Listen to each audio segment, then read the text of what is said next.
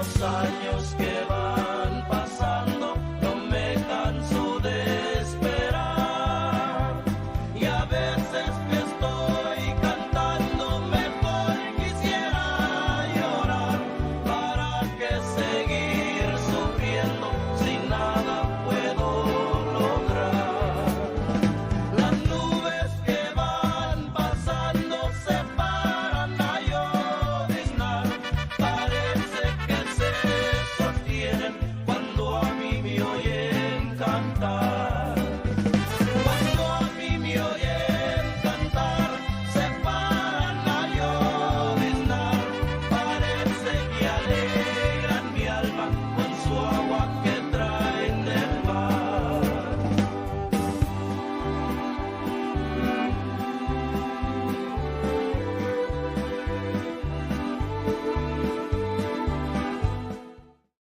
Benny, I know I sound like a broken record. I've been told by my grandson, Tata, you're always saying the same thing at the beginning. But Benny, every week you outdo yourself. Without a doubt, this is a great song I had never heard. And the pictures you put in, Benny, te aventaste.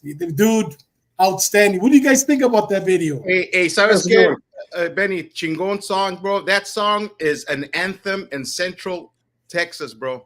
You go Really? to any place in Central Texas, especially with the small towns like my friends over in Uvalde, Texas, they love this song, bro. Las Nubes dude, you go and they play it everywhere, bro. It's you know, Little Joe y los ¿cómo se llama in the what was the name, Benny? It's Little Joe, right? Little Joe and I can't remember what Okay, like, you know, that's what's his name? Roger's favorite song. So that's why That's Roger's favorite. That's one thing that he does, Sean. Benny talks to the people that are coming on the show, and he asks them their favorite song, and they're the ones that pick the songs.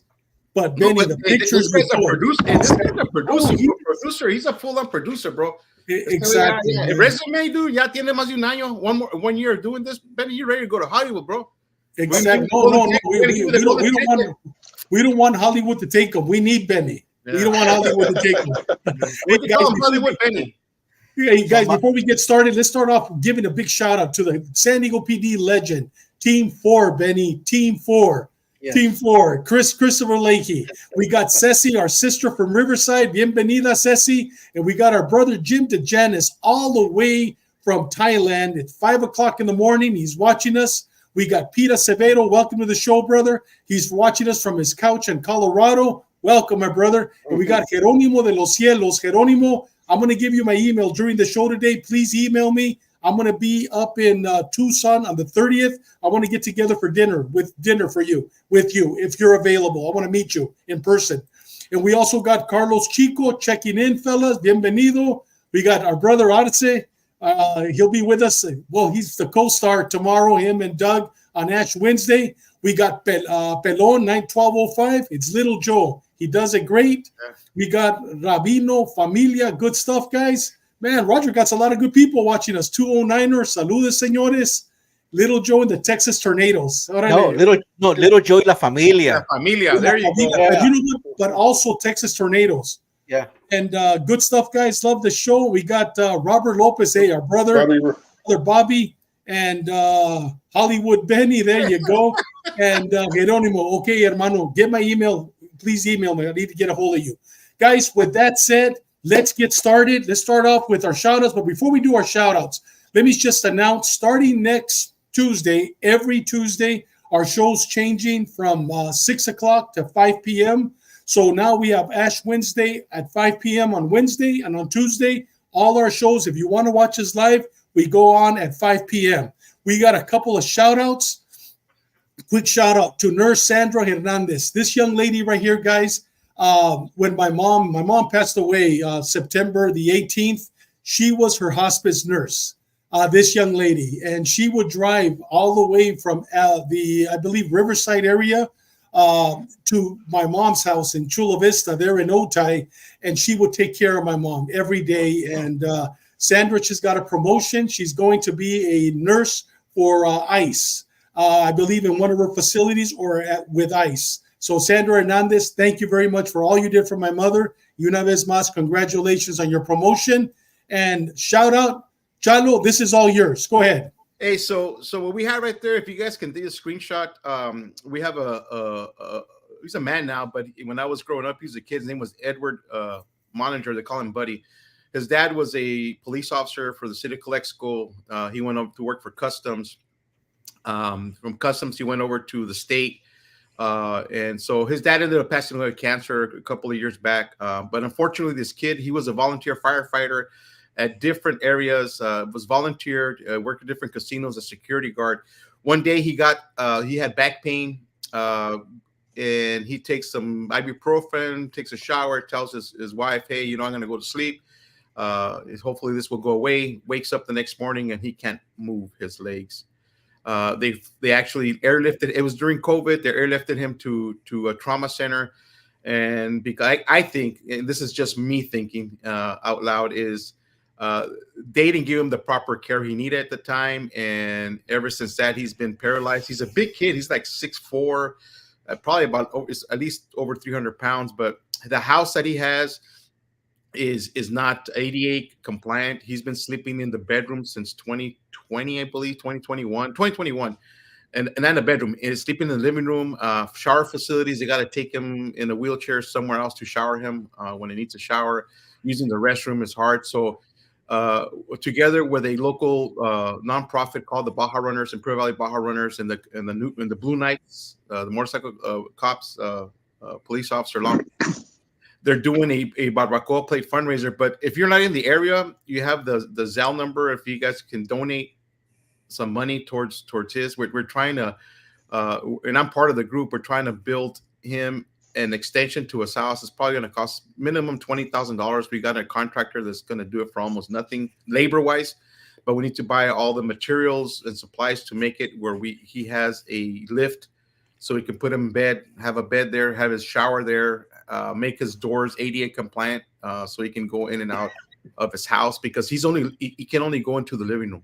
He can't go into the kitchen right now. He can't use the restrooms. I mean, he's got a very modest 3-bedroom home here in Imperial.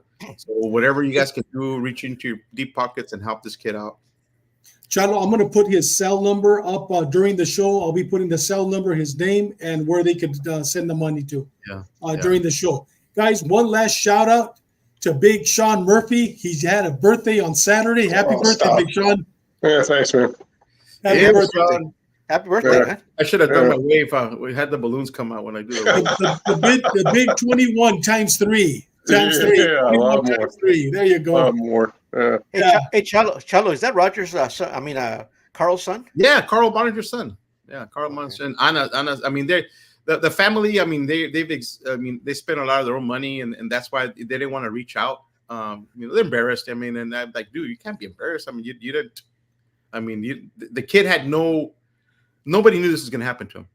I mean, so anyway, so thank you a lot. I really appreciate you guys putting it up there, and if you guys can, get it out there so we can donate some money. The fundraiser is scheduled for the end of June, but I mean, people are already donating money. Sean, and from Cesti, happy birthday to you, brother. Thank you, Cesti. Thank you. Benny, it's all yours. Pete Acevedo, he's a really good guy, man. Retired Escondido police detective. Really awesome guy, hard worker. He was one of those guys that you want to go to for major cases. So welcome to the show, Pete. Welcome. So who we have tonight? We have Roger Demshock. He's a retired San Diego Sheriff's detective. Roger's area of expertise was in street gangs within the 9 sheriff's contract cities and the unincorporated areas of San Diego County, which many times border the city of San Diego and all the major cities, National City, Chula Vista, El Cajon, just to name a few. We're talking about gangs such as like the Spring Valley Locals, South Los, Vista Homeboys, Barrio San Marcos, Fallbrook Locals, Ramona Town, La Colonia Eden Gardens, PH Locals, and the Acre Boys, just to name a few of those gangs. Roger was one of the first deputies assigned to the sheriff's gang unit and was also assigned to the San Diego Violent Gang Task Force.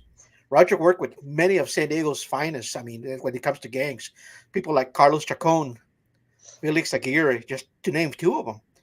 Tonight we're going to be discussing gangs, kidnappings, and the San Diego Violent Crimes Task Force.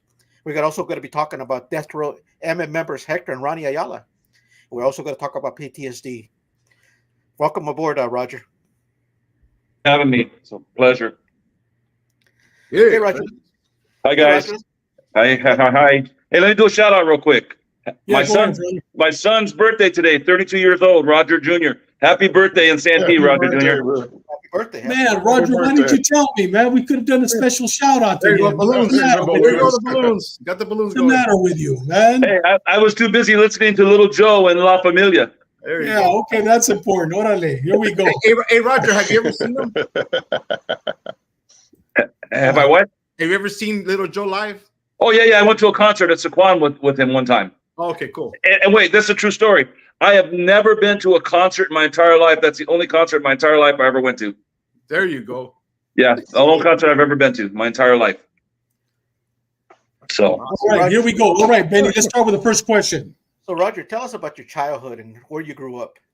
So I grew up in Southeast San Diego, over in the Skyline District. I graduated from Morris High School.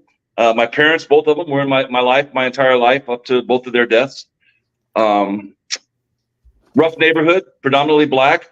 Although on our street, Brookhaven, it was our neighbors to our left were Hispanic, neighbors to our right were white. Across the street were Guamanian, Filipino, and then white. My best friend around the corner was black. So, you know, I was fortunate to where I grew up. I was luckily that it made me a better cop growing up in the southeast area of San Diego. I had no racial problems. I wasn't racist at all. I still not. And it made me easier to talk to everybody. I understood everybody's ethnic backgrounds, and it was easy for me to talk to people. So, Roger, I wasn't aware of this, but David was telling me that you had a semi-pro baseball career. Tell us about that. So, and also tell us about the day you decided to become a deputy sheriff. Oh, no, there was no day that I decided to become a deputy sheriff. It was when I was 5 years old watching Adam 12, I decided I was going to become a police officer. So upon graduation of high school, I played a little independent ball, got drafted by Cincinnati Reds, but I had no desire to play baseball. Zero desire. I wanted to be a police officer. It's all I ever wanted to be. And that's what I did. I fulfilled my dreams being a police officer. I had no desire to play ball. I was lucky. I was at the right place at the right time, and I got lucky. But a police officer is what I wanted to be, and that's what I did in life. Hey, Roger, what position did you play? I was a second baseman, and I knew I would never make the big show with the Reds because Joe Morgan was the second baseman at the time. That was back in the days of the big red machine, man. Johnny Bench was the catcher. Concepcion was playing shortstop. So there was no way I was ever going to the big show ever. So. Wow. Impressive. Hey, Roger, so share with us your hiring process and the academy experiences that you have. And was San Diego Sheriff's your first choice? No. San Diego Sheriff's was not even. So I was reserve deputy from 1983 to 87. In 1982, I took the test for San Diego PD, and I came out number 1 on the test. But I received a phone call saying that they weren't going to hire me because it was the I wasn't the right skin color at the time. Let's put it that way. Was that the CETA program? Yes, but I didn't qualify because being white, I wasn't in. But I came out number 1. They shouldn't even let me take the test. I came out number 1. So I don't know why I did so good on that test because I don't test well. So then I tried for the sheriff's department a couple times and I couldn't get through. So I put myself through the academy. We were the first class at Southwestern Police Academy. Not when the sheriffs and the San Diego PD merged, San Diego Sheriff's Department broke away from San Diego PD for a little while and went down to Southwestern and had their academy there also. It wasn't a regional no more. So I was still being a reserve. I graduated, and I get a letter one day from the county saying that they're taking me off the list because I didn't respond. Well, I never got a letter to respond, so I called up the lieutenant at personnel. And he said, no. You're out there doing it for free. We're not going to suspend it. He said, come down for your captain's interview immediately. The following week. Well, the captain was on vacation, so the lieutenant told me to come down, hired me on the spot. Wow. So who was the lieutenant? You know what? I can't think of his name right now because I could think of his name, but he went 5150 on us, and I was working PERT, and we had to respond to his house a couple times. Okay. So, and I really, truthfully, I can't think of his name. It's just, it was one of those guys. Nice guy, but went off the deep end, unfortunately. I mean, we all do eventually, I guess. Yeah. Yeah, wow. Hey, so share with us your experience that you have investigating street gangs and prison gangs, and while assigned to the county jail. So at San Diego County Jail, I became a classification deputy, which there was only like 4 of us. So we classified every single inmate, because Central Jail was the main intake jail, and then we sent them out to the satellite jails. Prior to going there, while I was reserve, Lieutenant Brian Roberts, he had the first true gang team in San Diego County. You know, Frank Peralta, Ron Johnson, Louis Apodaca. I did everything I could as a reserve to hang out with those guys. And Frank Peralta, my biggest mentor, that guy, man, he showed me the ropes, and I can't thank him enough. He was just there for me all the time. Ron Johnson, the same way. So at the jails, I started, and then Brian Roberts followed me to the jail. He got promoted to lieutenant. He went to the jails. So while classifying these inmates, I took a big concern into the prison gang stuff. And so I started attending the prison gang task force. I became a member of the prison gang task force, me and David traveled throughout the state of California once a month, enjoying ourselves. And I made the best contact ever. I met Carlos Chacon. Every time I called Carlos Chacon on the phone for anything reference a prison gang, Carlos dropped whatever he was doing and came straight to the county jail. Every single time. And I mean, and that's what I wanted to do. I wanted to be that investigator that when somebody called, it didn't matter if it was a jail deputy, it didn't matter if it was a parking control officer. If they called and had some information for me, I went, you know. So then I got to meet some other guys working the baby gangs, the street gangs. James Boyd, Freddie Edwards, Jorge Sanchez, Felix Aguirre, another one that I can't speak highly enough. Taught me a lot of shit about. Oops, no crap. I forgot I can't say those words. Brother, we're all so I know we're all adults here, I hope. So you know, I started writing these guys' coattails. I wanted to be the best that I could be, and those names that I just mentioned, those guys were the best.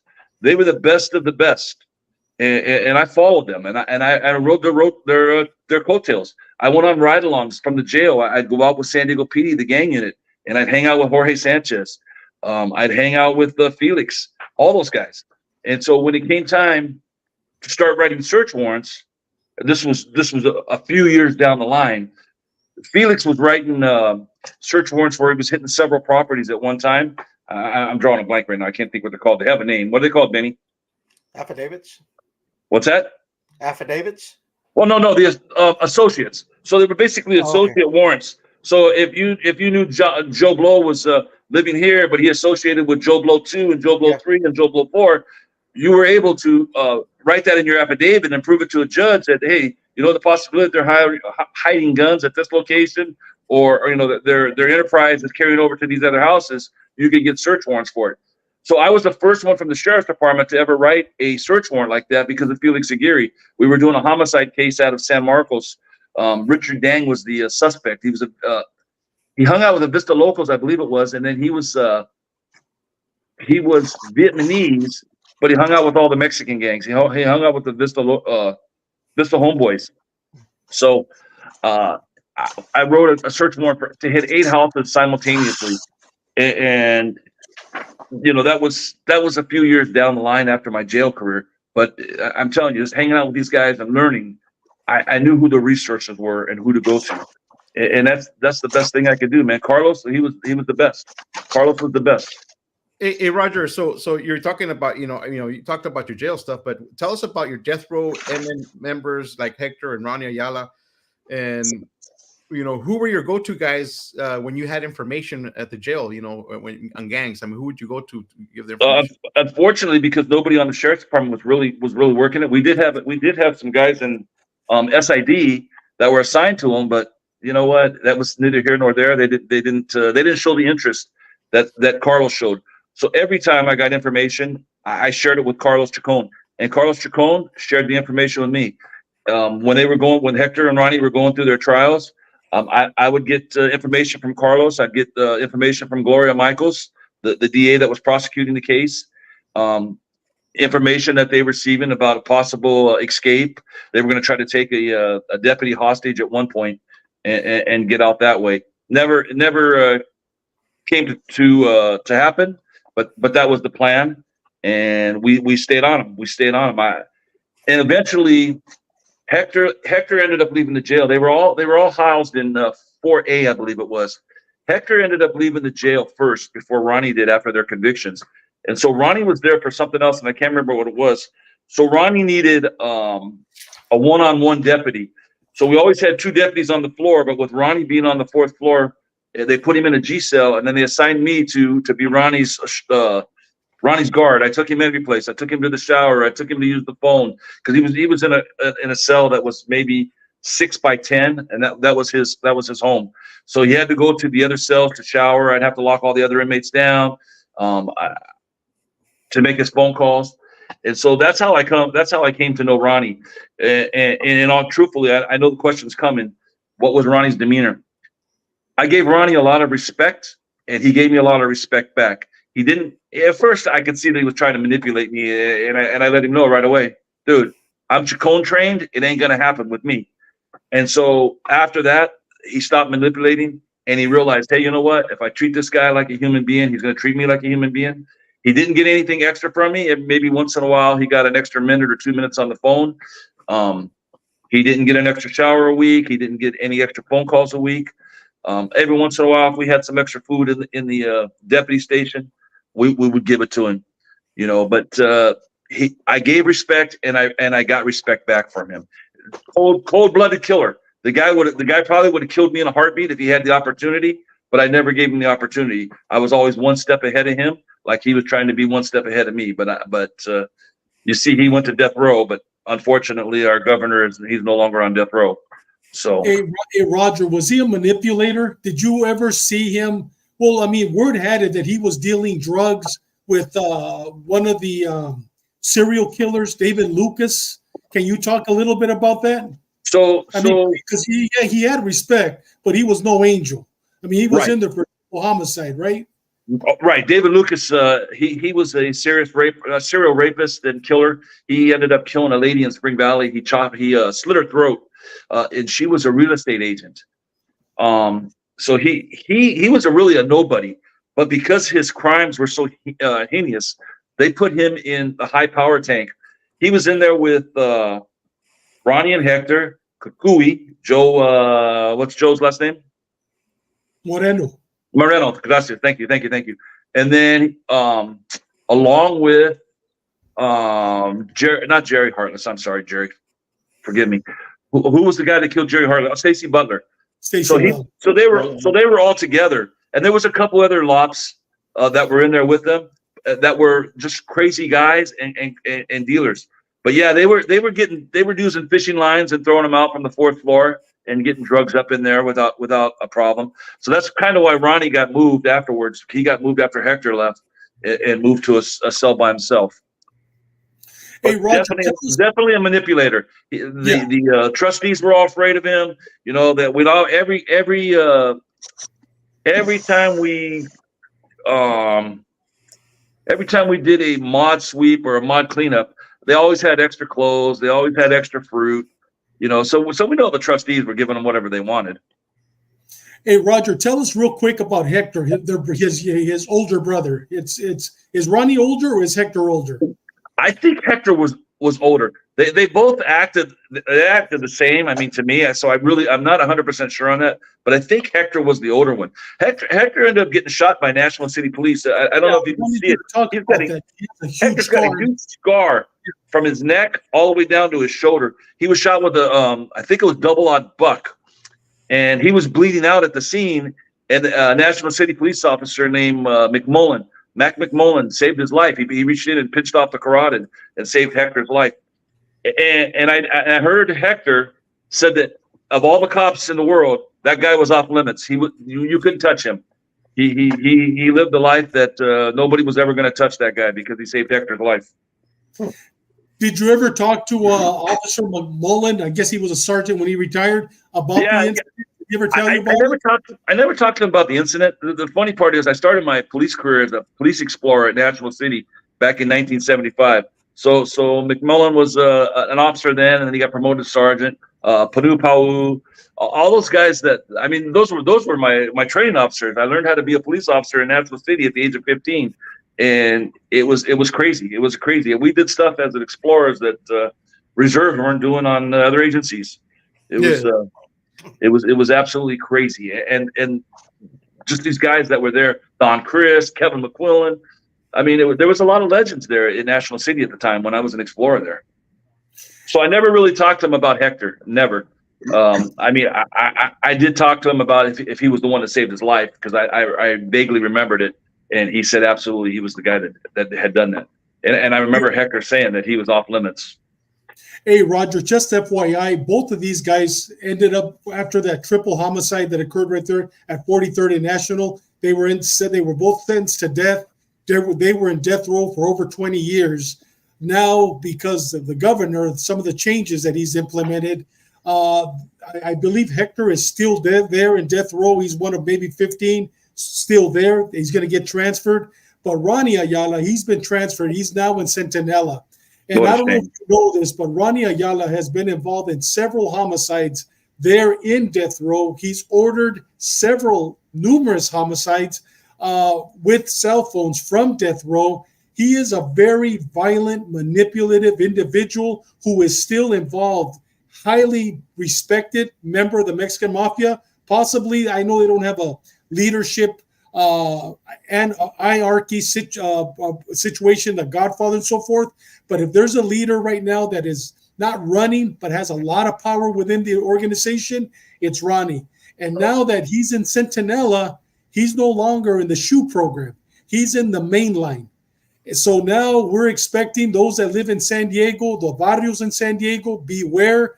This guy is going to start sending out the torpedoes to start killing people in San Diego. I mean, this guy is a very, very dangerous individual. So just FYI, those that live in Centinela, be careful, because now his people are going to start going over there and they're going to receive their orders directly from Ronnie Ayala. Hey, Dave, how long has he been in Centinela? He just got there about a week ago. Yeah. As of yesterday, I checked yesterday, Hector was still at the queue at San Quentin. Wasn't Hector ordered a new trial? Well, they both had appeals, but you know what? I believe that there was going to be a new trial, but I believe they lost the appeal on it. But yes. Oh, okay. Because I remember at one point they had ordered a new trial, and I was thinking that Carlos was going to have to go testify again, and it was going to be a mess. It was going to be a mess. But guys, I'm telling you, this guy Ronnie Ayala, he's the devil incarnated, man. I'm telling you, this guy is very, very dangerous. And is Centinela, is it a city, Chalo, or is it the prison just there? So Centinela, the closest unincorporated city to Centinela is the city of Visalia, California. Okay. It's about 15 miles east of El Centro. Well, you know what? A lot of his relatives, a lot of his torpedoes are going to be moving into the area. Yep. So hopefully SSU's advising people in that immediate area, El Centro, Calexico, Brawley, because you know what? This guy, I mean, I'm telling you, he is a very dangerous individual, manipulator. I don't know what yard he's on, Ceci. He carries himself as a charmer. He is a very charming person. But that guy would stick a knife in your chest or in your back as fast as anybody else, you know. So if there's any SEALs listening to this podcast out in Centinela or whatever, beware, because he's charming, and don't give him any information, especially about your family. He's a killer. Go ahead, Big John. Hey, Roger, can you tell us about the San Diego Violent Crimes Task Force and share some of your experiences in criminal investigations while you were on the task force? So when I got sent to the it was a brand new program. We called it the San Diego Regional Gang Task Force, and it was made up with FBI agents. FBI was the where we stayed. That was our home, downtown San Diego. We had San Diego PD officers on there. We had ATF officers on there. Sheriff's deputies. We had a U.S. attorney assigned to us, but we had a DA, but they didn't sit with us like the U.S. attorney did. So I went there. I was assigned there. I was the first one. Me and a guy, my partner was Rudy Zamora from the sheriff's department, and Rudy taught me a lot about writing search warrants. And after that, it was like it was no more. So it was unfortunate for us. We didn't click, just to say the least. I like Rudy. I still like Rudy to this day, even though he's working the dark side for the defense, doing cartel cases and stuff, mafia cases. But he's still. Roger, who was there from San Diego PD? You know what? I can't think of his name, and it's sad because, and I'm glad I can't think of his name because when we all got assigned to this task force, we didn't know that the FBI agents that were our partners, they were the ones that did our background. We had to go through a whole entire background again, just like if you were getting hired onto the PD. We didn't get FBI credentials. We got U.S. Marshal credentials. So we were U.S. Marshal credentials. And the FBI agents one day were sitting. We had just finished an op, and we were getting ready to go do another op. And I hear them talking out loud about the San Diego PD officer. His wife was cheating on him, and because he had to leave, he couldn't stay for the second op. And so they were laughing about, oh yeah, his wife's cheating on him. We got to go home and watch or whatever. And I just thought it was kind of bold. Oops, I almost caught myself. I just thought it was crap that they would have the investigators that are working with us doing our backgrounds. It wasn't a love relationship for me with the FBI. I was there 6 months before I was allowed to use the bathroom by myself in their office. I had to be escorted for 6 months. And finally I went to Bill Gore. He was the SAC at the time, our old sheriff. And I said, hey, you know what? This ain't working. We're not trusted. We can't even use the bathroom. He said, what? I said, we can't even use the bathroom. We have to be escorted to the bathroom in order for us to use the bathroom. The next day that was changed. It was I don't know. It was like I said, I mean, they thought they knew everything about police work, but they knew nothing. If it wasn't for the PD guys, if it wasn't for the SO guys, there wouldn't have been a gang task force. I would be able to jump out of the car and say, what's up, homeboys? What's going on? Blah, blah, blah. Just start rapping and flapping. One time I looked and the FBI agent jumped out of the car and he said, what's up, house boys? Yeah. Dude, it was all black guys. And they looked at me and they said, Demshock, put that fool back in the car and get him out of here before we kick his ass. I said, you know what? I'm going to drive off. Just kick his ass. You know, it was like, what's up, house boys? I was like, oh my God, what a fool. What a fool. And that's how they were. That's how they were. You know, they thought they knew everything. They couldn't listen. You know, William Barr was the attorney general at the time. And this is just a real quick story off the side, how sad it was. They came to me and said, hey, William Barr's coming tomorrow. You need to wear a suit to the office. I said, I ain't wearing no suit to the office. First of all, I got police work to do. I don't care about the attorney general. He's not my boss. Well, basically he was my boss, but I don't work for him. I got stuff I got to do. I'll be here, but I won't be there. So I wore a Chicago White Sox jersey in on purpose. And I took the picture with the guys, everybody in suits and ties, and there's Roger in his White Sox jersey. So I'm sitting at my desk and I'm impounding some guns that I had recovered the night before. And Barr walks up to me and he whispers in my ear, a lot of phonies around here, huh? And I looked up at him and I laughed and I said, absolutely. He goes, continue your good work, sir. And he walked off. The attorney general told you that? The attorney general, William Barr, told me that. So he knew. He knew immediately that, you know, it was just a show for him. He was, you know, and here was the sheriff's deputy working his ass off, picking up guns and doing work, and wasn't quitting because, you know, some famous guy came into town. I wasn't stopping. So while there, my biggest cake. I wish I had some cake right now. My biggest case at the San Diego Regional Gang Task Force was I bought some hand grenades and some automatic weapons out of Logan Heights. And about 2 years prior, a year prior to go into the task force, I went to Coronado PD to work for a year. I quit the sheriff's department and said, you know what? I'm done. You know, there's too much fighting with what's going on in here. And I just want to go someplace and get in patrol and be a cop.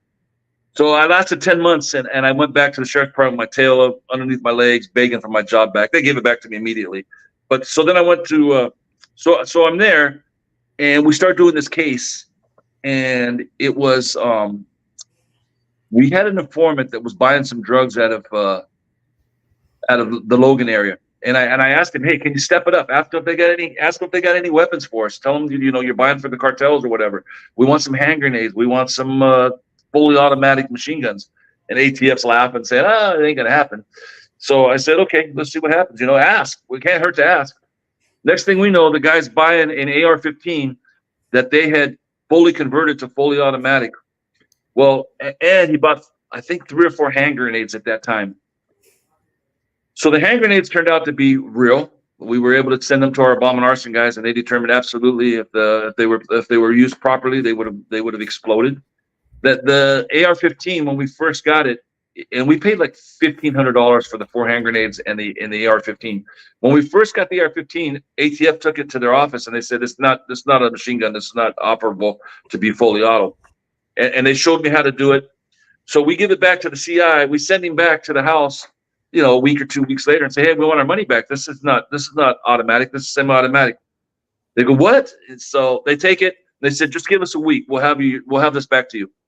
So a week later, we go back. Next thing we know, we're all sitting on surveillance, and all of a sudden, all we hear is da da da da da da da da da da. They're loaded this gun in Logan Heights, and they started firing in the air. You talk about pucker power. We had some pucker power that night, because next thing we know, the PD's all saturating the area. We got the hell out of there. We got our gun back, and we got the hell out of there. So they had actually converted. They ended up converting two AR-15s to fully automatic for us. And then in all total, we ended up getting 16, I believe, hand grenades. And they were being made by a kid from Coronado. He was 21 years old, Jaime Johnson. And I first came across Jaime Johnson when I was working at Coronado. He had started a little gang called the Coronado White Boys. They were nothing. They were going to be something. They were going to be on the news a lot because they were going to get killed. They were trying to fight the Logan members that were coming across the bridge and setting up shop in the parks, with their girlfriends and stuff like that. So they're trying to kick them out, kick them off the beaches. There was some Crips that came through one time, some West Coasters that came through one time. And of course, they get into a little shoving match with them and told them to get off the beach and it's their beach and blah, blah, blah. Of course, all the parents were in denial. No, that's not true. Our kids wear white hats and they call themselves the Coronado White Boys because white is a neutral color, whatever. Parents, you're gonna end up burying one of your kids. So it was shocked when we went out and arrested Jaime Johnson, and he was the one that was making the hand grenades, and he was the one that was turning the rifles into fully automatic rifles. So that turned out to be my one of my good cases there. It was all prosecuted by the U.S. Attorney's Office. I wrote the federal search warrants for all of it, so I was proud of myself for that one. And from what they said could never be done was done. And and that's the case for all of us cops. Don't think that it can't be done. It can be done. And Carlos, in the words of Carlos Chacon, his favorite words, everybody talks. That's 100% true. Everybody talks. If you have the right conversation with somebody, if you give them a cigarette, you give them a sandwich or whatever, they feel they owe you something. And I've seen it, and I did it 100 times over because of what Carlos taught me there. And it worked every time. Hand grenades, yeah, we get you some hand grenades. It happens, and it can happen for any cop out there on the street. It can happen. Hey, Roger, let's switch gears a little bit here and get a little personal. Tell us about the moment in the time that a San Diego gang made it personal and by shooting up your family's home. Yeah, so that was back in about 1993, I believe it was. My parents lived in the Skyline area. My parents never moved. And I kept telling my mom, you need to get your phone number out of the Facebook. We didn't have Facebook then. Out of the phone book. Everybody's name in San Diego County was in the yellow pages and in the white pages. And I kept telling my mom, please, I'm investigating some heavy stuff right now and doing some heavy stuff. You guys are established. Everybody that needs to have your phone number has your phone number. Just get it out. Well, she would never do it. So one day I got off work and I'm sitting in a bar in Chula Vista, the Archway. Everybody remembers the Archway. and I'm having a drink with a friend of mine, and I get a call from my mom. And we didn't have cell phones, but I had a cell phone from the FBI. and I'd always given it to my mom. It was one of those big bricks with the handle, and it came off and everything else. And I didn't always have the cell phone, but at this time I had the cell phone, and then my pager started going off like crazy. So I called my mom back, thinking, "Oh my God, something happened to my dad," because my mom's calling. So I call her back at our house phone, and she goes, "Hey, somebody just shot up our house." I said, "What do you mean somebody just shot up the house?" "Yeah, I was walking through the hallway with your daughter, my daughter, Angelica, my oldest daughter, and the bullet went through the wall, through the front door, missing them as they passed through." So I said, "Okay, go to the back of the house towards the backyard, and you, Dad, and my daughter stay there until we get there. The San Diego PD's on their way." She goes, "Yeah, I already called 911. I said, "Okay." So I go out. I have a radio that I can talk to San Diego PD, and I immediately leave the archway, hauling as fast as I can. Get there, and by that time, the undersheriff showing up to my house. It was my parents' house actually. The undersheriff comes. One of the assistant SACs from the FBI showed up. It was the Spring Valley locals. And we know it was the Spring Valley locals because they used a 22 to shoot up the house. And of course, a 22 is what? The 22nd letter of the alphabet, which is the V for Valley. So Spring Valley always used a 22. Not always, but predominantly used a 22 in their drive-bys because, they knew it was the Spring Valley locals. That was their calling card. That night, we went out and we probably arrested probably 20 people. I mean, we hit the streets hard. I was so happy because the sheriff's department backed me 100%. They backed my family 100%. We went down to Spring Valley. If you were walking the street, you were under the influence of any kind of narcotic, you went to jail. If you had a warrant, you went to jail. If you looked at a deputy cross-eyed, you went to jail. You were drunk in public or whatever. And that was it. And then later on, so later on, I was at a store by my house. I lived in Spring Valley, and anybody that's working out there, don't poop where you live. I hate to say that, but don't crap where you live. I did for years, and it was the worst thing. I go to a store one time, and I'm in my undercover van, and the leader of I called him the leader because he was the shot caller for the Spring Valley locals. A guy named Rafael Jimenez. He sees me coming out of the store. And luckily, I was one step ahead of him. I was always armed. I was one step ahead of him when I got in my car in the van, and I shut the door. And he stands out the window and he pulls out a knife and goes, "You're lucky you got in that car because I was gonna kill you. Sorry, guys. I'm sorry." But that was his quoted words. And I said, "Really?" So I got on the radio right away, got a patrol unit over there, and arrested him for I called it a 245 because if I hadn't gotten in the car and he was making those threats to me, he was gonna stab me. So he ends up getting arrested. Find out that he's he re-entered the United States, back into the United States illegally, and that was back in the time when ICE and everybody worked together. It's not like today, unfortunately. So he wants to go to trial, and he's staying at the South Bay jail. And the judge at the time, his attorney said, "Hey, can we lower my client's bail because." It was Judge Rogers. I know everybody knows Judge Rogers. Yeah. He says, "Oh no, I'm sorry, it wasn't Judge Rogers. It was Fred Brown. It was Fred Brown, the judge." Says, "Hey, my client wants to go to church." You mean Judge Brown looks at him and goes, Frank Brown. Was it Frank Brown? Frank Brown. Fred was his brother. Okay. Fred was his brother. It was Frank Brown. So Frank looks at him and his attorney and goes, "Church? Your client's going to prison. He ain't going to church." Just like that, in open court. It was the most funniest thing I ever heard, and it was hilarious that he would even address it like that. So the guy gets, I think he got 15 or 20 years. He gets out, and they immediately put a retainer on him. He was taken to Texas and crossed the border. We never saw him again. So I don't know if that worked, crossing him in Texas and sending him back. But hey, Roger, did they ever catch the individuals that shot up your mom's house? Never did. Told none of the guys ever ratted on them, huh? Nobody ever ratted. Nobody ever told. Unfortunately, my old partner said that he thought that I had shot at my own house. I don't know how I could shoot at my own house when I'm sitting in a bar talking to somebody. Yeah. So it was kind of a sad thing. They worked on it. The FBI worked on it for a little bit, and then it was done. It was over. They didn't work on it anymore. All right, go ahead, Benny. Go with your question. Go ahead, ask the question, Benny. As soon as you ask it, I'm going to put the video you wanted me to show, Benny. Go ahead. Okay. So Roger, let's talk about that kidnapping, the attempted murder case that changed your life. You know, the one with the older lady, the grandmother. Can you start giving us a timeline from the beginning? What happened? So We- that was in December. Roger, before you do, let me show this quick video. Benny wanted me to show this video. Okay. Here we go. Being kidnapped, beaten, and locked in the trunk of her car for 26 hours several years ago, has died. Sandy Vinci died February 4th. She not only lived through the harrowing ordeal, she helped authorities track down her attackers.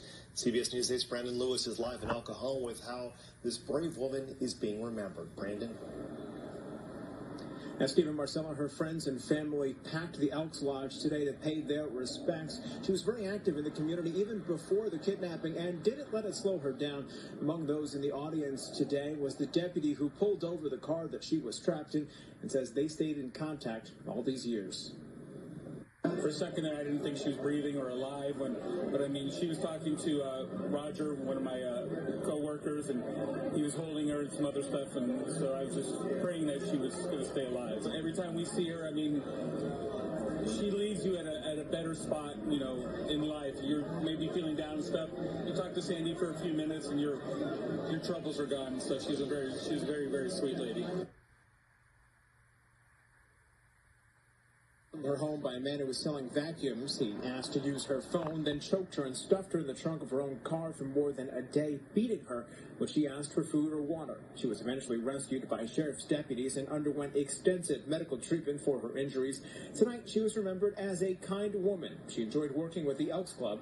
They say she wasn't defined by what happened to her. Still, she was a strong person. Vinci is credited with testifying against the men who kidnapped her. Jeffrey Nelson was sentenced to life in prison. Louise Osborne to more than 10 years, as her family says this was only one part in her long and fulfilling life. Go ahead, Roger. So that was Sandy. Sandy was a sweetheart to all of us deputies. I don't know if you saw in the video, that everybody liked the video. There was a picture of the prosecutor pointing out some pictures of her face and how she was beaten and everything else. That was during the prelim. So what happened is Deputy Mark Snelling, he's a sergeant or lieutenant now, I'm not really sure, he got promoted. He goes to make a traffic stop on a vehicle that he sees roll a light, and it's that car that you're seeing on the screen right now. And as he lights up the car, the vehicle takes off and takes him on a couple block, three or four block pursuit. From what I can tell, because the radio traffic was real brief, and next thing we know, they're running. Well, they went to one of the kids' houses, and that's where they stopped the car at in front of the house, and then they all rabbited. And I believe Mark got the female in custody immediately, and the other two guys got away. So I came from Santee Station, and I hauled butt out there. It was an unincorporated part of El Cajon, and I got there right when Sandy they were taking her out of the car and putting her in an ambulance. And the sergeant looked at me and said, "Go to the hospital with this lady."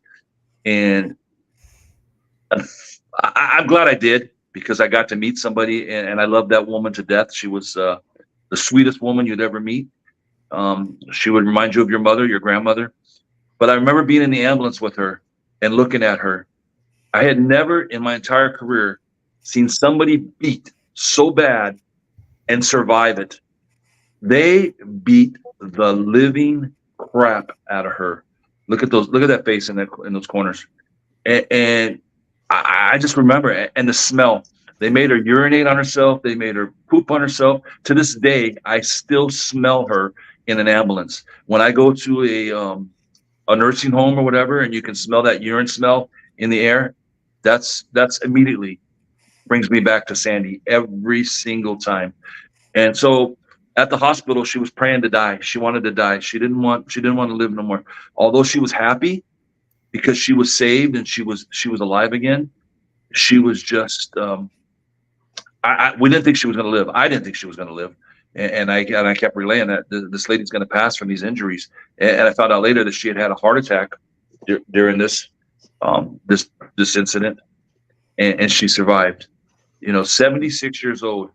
And like I said, and then at the prelim, I remember testifying at the prelim, and I didn't see it, but they said I cried at the prelim when I was describing her injuries, and I was describing her, and I didn't see it, I didn't feel it, and I ain't afraid to admit it. If I did, I did. because it's what happened. And they said I had a tear running down my cheek, and I said, okay, if I did, I did. But I was so emotional testifying in that case, and I lived with her beating for a long time in my life too. You know, Roger, share with us what led to the incident. What happened? What do you mean, Dave? How did it start? I mean, we know now that there's a traffic stop, but what actually happened? How did it start? Oh, okay. I see what you're saying. So the one guy that was sentenced to 20 years to life, he was a Fuller Brush, that what is our Kirby vacuum salesman, and he went to Sandy's house to sell her a vacuum, and with him at the time was his boss. Well, after a while, the boss left, and the guy stayed there trying to sell Sandy a vacuum. As a matter of fact, I'm pretty sure she bought the vacuum because her vacuum was broken, and so she bought a vacuum from it. And it's the white kid, right? The white kid. Yes. Yeah. Yes. And a couple of days later, he shows back up to talk to thank Sandy because of his sale. He won a trip to Disneyland or something with the company. Well, while he was there, some other people came, and I believe he left again, and then he came back another day with his other friends. And that's when they took her down in the house, and they ransacked her house. They took her jewelry. They threw everything inside her car, and they took her car, that Dodge Magnum that you keep seeing with the special wheels. And so they drove her around trying to get her to get money from the ATM, but I think they could only get $300 at the time, and they were only able to get $300. But they had a shovel in the car. They were going to kill her and take her to the desert and bury her. They had no desire to keep Sandy alive. It was sad. It was a sad situation, and she was strong. She picked him out and identified him. She was the strongest woman I ever met in my entire career, in all honesty. And Roger, these two savages, they had her in the car for 26 hours. 26 hours. Wow. Duct taped. They had her duct taped, and they beat her. Every time she didn't do something or anything she wanted, they'd hit her in the face. They'd hit her in the stomach. They beat the living crap out of her. You like boxing, David? This wasn't boxing. This was just savage. Savage, the way they treated this poor lady. Sad. Wow. So what kind of sense did these two animals get? So one got 20 years to life. So there was 3 of them actually. The other one I think got 7 years. So so if you're looking at your screen, the one on the right I believe got 20 to life. The one on the left got 7, I believe. He got 10 years. What's that? 10 years. Oh, you got 10 years? Okay. And then the girl got acquitted. So, and she was just the biggest part of it as anybody else, but she got acquitted in it. I think she played that she was under there's Sandy. Look at Sandy. I think she played that she was under a spell by these guys, and she was afraid of them just as much as anything else. So she did whatever they told her to do. And there she is. Rest in peace. Yeah, rest in peace, Sandy, sweetheart. Hey, brother, thank you, and the officer sergeant now for saving Mark Snelling. And that was a traffic stop. Traffic stop. Yeah. Traffic stop. Exactly. And a lot of guys, I can even say maybe myself, probably would have said, it's a cold night. It's 3 o'clock in the morning, 2 o'clock in the morning. I don't want to get out of my car. They stopped. They just rode it a little bit. Not Mark. Mark was a go-getter, and he did what he was supposed to do that night. Can't say I wouldn't have done it, but I can't say I would have done it. And what he did, he was in the right place at the right time, and I truly believe that God had him stop that car. Yeah. Well, Roger, changing gears now. So you've been a cop. How long were you a cop? 28 years. 28 years. You've seen a lot, and we're not going to get into your PTSD right now. We're going to bring you back. As a matter of fact, I'm going to have you on Ash Wednesday to talk about PTSD. But we know that this case and many other cases have caused you to have PTSD. And a lot of police officers that are retired, that's when it hits us the worst, because we learn to compartmentalize throughout the years. We have to, or else we would break down during a radio call, during Absolutely. that incident. You know what I mean? But Absolutely. Now today, you started this. You make plaques for police officers. You make plaques for special events with your hands. You have a woodworking company, we're going to call it, that makes plaques, and it's part of your healing for PTSD. Tell us about what is it that you do, and how long have you been doing it, and how does it help you? So yeah, I did suffer from PTSD, and it wasn't just the Sandy case. Just real quick, because I know I'm going to go on the other show. I had 13 babies during my career die in my arms. All of them SIDS death. But when you arrive at a SIDS death, it doesn't matter. You know, you already know that they've passed and they've gone. You're still going to do something. You're still going to try to make those parents feel like there's a chance. And thank God for the paramedics when they arrive, and the fire department. You can pass that child off to them, and you can step outside and get your air.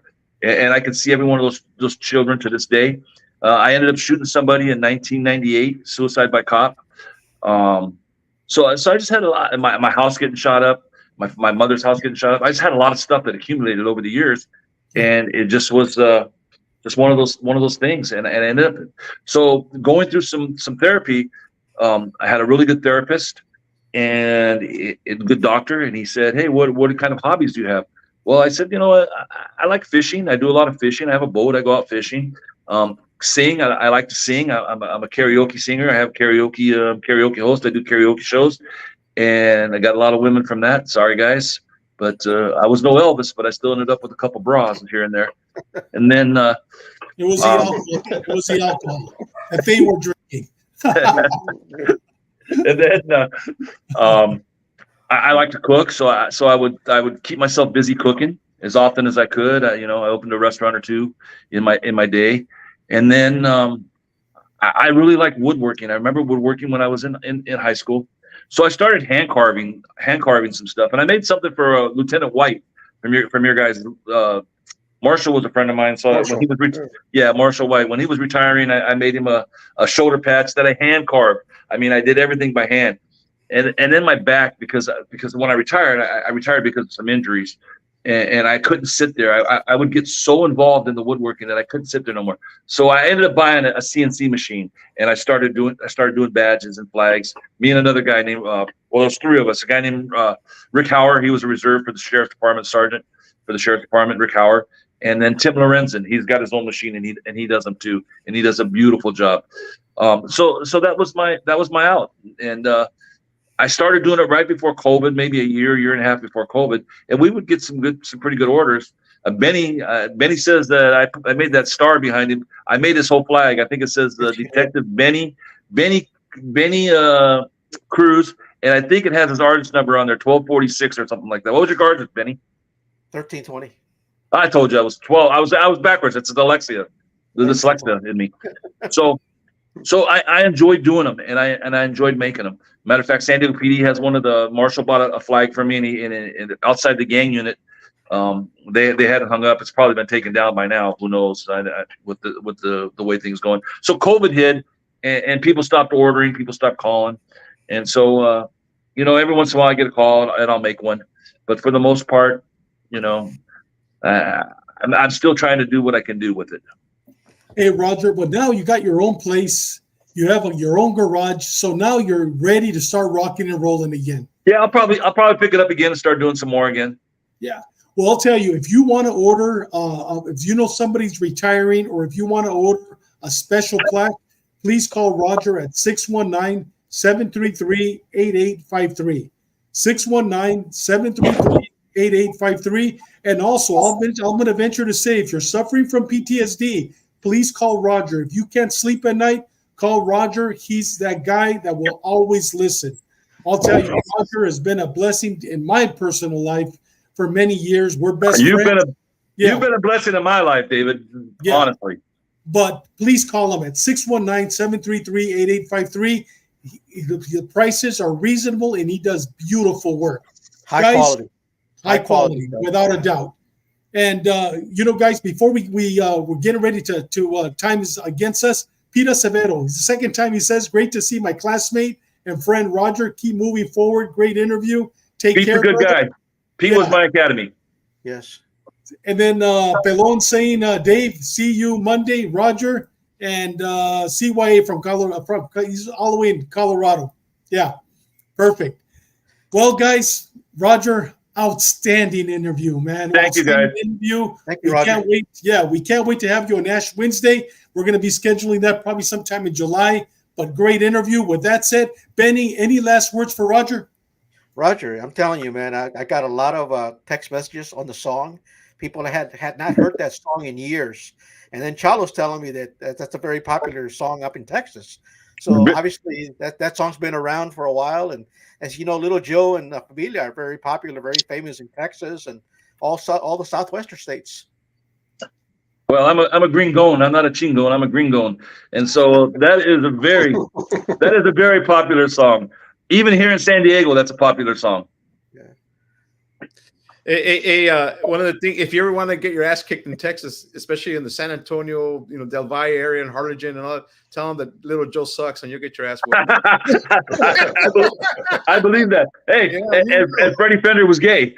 Yeah, there you go. You probably wouldn't last very long there, I'm sure. No, you wouldn't. Chalo, any last words for Roger other than getting his ass kicked in Texas? It was not how to get your ass kicked. Anyways, hey, Roger, thanks a lot, man. Your experience, we can go on for days talking, cases and exactly. Yeah. And just life experience itself, man. Hey, thank you for your service, man. Hopefully one of these days, we get to experience some of your Mexican cuisine, because there we go. There you go, some Mexican cuisine and listen to some Little Joe, because he has a really good list of music that he's produced and he's put out there. So he's a good guy. Yes, I listen to him frequently. Yeah, me too. So Big Sean, any last words for Roger? Great interview, great show. Thanks, Roger, for sharing all your experiences with us. I really appreciate it. My pleasure, guys. Thank you for having me. I really didn't think it was going to go as good as it did. I didn't think I had an hour's worth of yapping to do, but I guess we did, and we got through it. I was a little concerned, especially with all the high-profile guests you guys have. Man, you guys put out some fantastic guests on this show, so I'm very honored and very privileged. Thank you. Hey, Roger, this isn't The View, bro. You know that we're gonna talk and talk and talk. Over there, they have to make shit up. Here it just flows. Talk about me all you want. I'm good. We're good. We're good. Hey, brother, thank you very much. God bless you, Roger, and have a great God bless you, brother. Peace out. Peace out. Hey, next week's a good show, too, with Frank Peralta. Another good guy. Randy's going to talk about it right now. All right, brother. I'll see you guys. All right. Thank you. Thank you. Take it easy, Roger. Wow. What a great, outstanding show, huh? I mean, there's a cop's cop. There's a cop's cop, Yeah. Benny, tell us about next week's show. I'm excited. Well, we got retired. His mentor. We got retired San Diego Sheriff's Detective Sergeant Frank Peralta. I mean, Frank, I've said it before, like Frank Peralta, Carlos Chacon have been my icons in my career, great guys to know and to work with. Frank is a war veteran who grew up in the streets of Logan Heights in San Diego. Frank is considered one of the most respected men in San Diego County Sheriff's Department. Frank was also a member of the Narcotics Task Force, the DEA, NTF. Frank reminds me of our friend, Richard Valdemar. Valdemar is a very proud man, LA sheriff guy, iconic, and very proud to be a veteran and to serve his country. That's Frank. Frank's just in the same boat, man. Both are patriotic and proud of their service to our country, man. So it's going to be awesome listening to Frank share his life experience and his law enforcement career. Hey, Benny, what song did he pick? He hasn't picked one yet, but I can imagine he loves oldies. So I know he does. Yeah. And he grew up in Logan Heights. So he's going to be talking about the days that I had him on my other show, Sheepdog Assist. The whole show was on Logan Heights, how the barrio started. And so it's going to be how 30, Red Steps. It's going to be a great show and how he became a deputy sheriff and then a sergeant. And it's going to be great. But guys, with that said, we're going to get ready to end. But tomorrow night on Ash Wednesday, we have George Norris, an expert on MS-13. He's a detective sergeant out of Maryland. The state of Maryland he's been to the prisons in Honduras, in Nicaragua, and El Salvador. And he's going to be our guest tomorrow, and it's going to be all about MS-13. So get your drink ready, and if you don't smoke a cigar, it's okay, but have your drink by your side, and we're going to take you on an adventure to MS-13 tomorrow night. Guys, with that said, Benny, any last words, brother? Yeah, with all the stuff going on now, just train for that violent encounter, man. survive that violent encounter. It can come in form of a walk-up, a drive-by, a suicide by cop, an escape, or just a 5150. And we got plenty of them all over the place. Just be ready and have that mindset, man. Without a doubt. Chalo? Well, you know, and like Benny says, with everything going on, integrity means everything, guys. Don't think that it's, you know, doing the wrong thing. You're only going to do it once. It's like doing heroin. Once you do it once, you'll probably end up hooked up. And if you test your integrity, once it's compromised, it's kind of hard to get back your character. So integrity means everything, guys. Big Sean? Just to piggyback again on what Benny said, you know, with everything that's going on in our country and around the world right now, just watch your six, keep your head on a swivel, and, you know who you're dealing with. Know who you're dealing with. You know, do your research. And just be safe. Before I give my final speech, my salute and respect to the Tesnado family. I knew George very well from Otay. My respect to you and prayers for you and your family.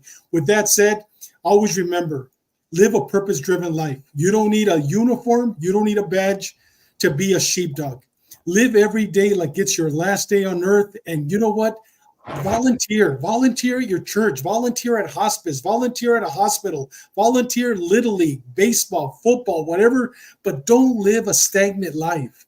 Live a purpose-driven life. And what the last thing that I want to say is give as much as you can. I put up the seal number. Please give there. The more you give, the more you receive. And we're all living testaments of that. The more you give, the more you receive. And it's not always giving money. It's giving your time and listening to somebody in need. With that said, God bless you. We'll see you tomorrow on Ash Wednesday.